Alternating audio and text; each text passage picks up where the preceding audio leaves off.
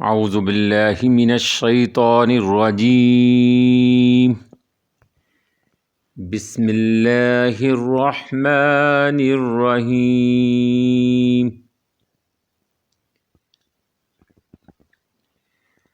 وضاحت آیت نمبر 106 سورۃ الانعام۔ اس آیت مبارکہ کو جس کو آج ہم نے تلاوت کیا، جس کا ہم نے آج ترجمہ کیا، اس کے مخاطب نبی کریم صلی اللہ علیہ وآلہ وسلم ہیں۔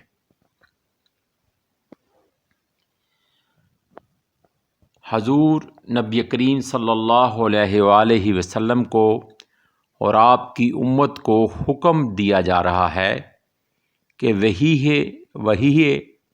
الہی کی اتباع اور اسی کے مطابق عمل کرو جو وحی اللہ کی جانب سے اترتی ہے، یعنی کہ وہ وحی جو احکام جو اللہ تعالیٰ کی طرف سے جبریل امین ان کے پیغمبر نبی کریم صلی اللہ علیہ وسلم کی جانب لے کر آتے ہیں، وحی کی شکل میں لے کر آتے ہیں۔ وہ سراسر حق ہے، اس کے حق ہونے میں ذرا سا بھی شبہ نہیں، کیونکہ یہ جو مشرکین تھے وہ یہ اس طرح کے شکوے گلے کرتے تھے۔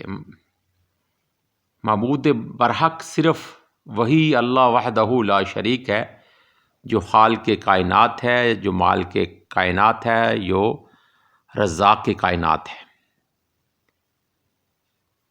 مشرکین سے درگزر کریں، ان کی ایذا دہی پر صبر کرو، اگر وہ آپ کو تنگ کرتے ہیں تو اس پر صبر کریں، ان کی بد زبانی بد کلامی کو برداشت کر لیں، ان کی بد زبانی سن لیں، یقین مان کر کے آپ کی ہی فتح ہوگی، غلبہ آپ کا ہی ہوگا، اور آپ کی طاقت و قوت کا وقت دور نہیں۔ اللہ کی مصلحتوں کو کوئی نہیں جانتا، اس میں دیر ضرور ہوتی ہے، کیونکہ وہ اپنے بندوں کو چاہتا ہے کہ وہ ڈھیل دے تاکہ وہ اس دوران سوچ و بچار کر لیں اور اندھیروں سے اجالوں کی طرف لوٹ آئیں۔ لیکن اندھیرا ہر ایک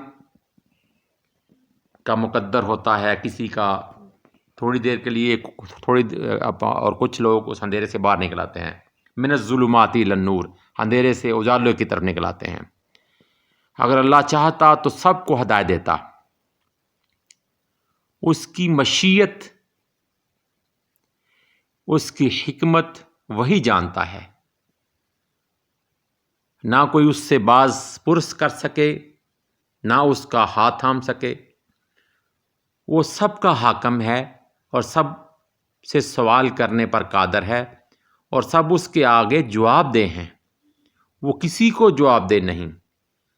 وہ جو چاہتا ہے وہ کرتا ہے، وہ کہتا ہے کن تو فیکون ہو جاتا ہے۔ تو اللہ تعالیٰ سب کا حاکم ہے، خواہ کوئی اسے مانتا ہے یا نہیں مانتا، اور وہ سب سے سوال کرنے پر قادر ہے۔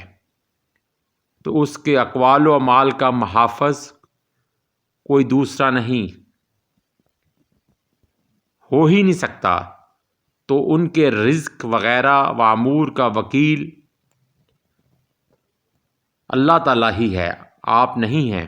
آپ کے ذمہ صرف اللہ کے حکم کو، اللہ کے پیغام کو پہنچا دینا ہے، جیسا فرمایا نصیحت کر دیں ان کو، ان تک میرا پیغام پہنچا دیں، دین حق پہنچا دیں، کیونکہ آپ کا کام یہی ہے۔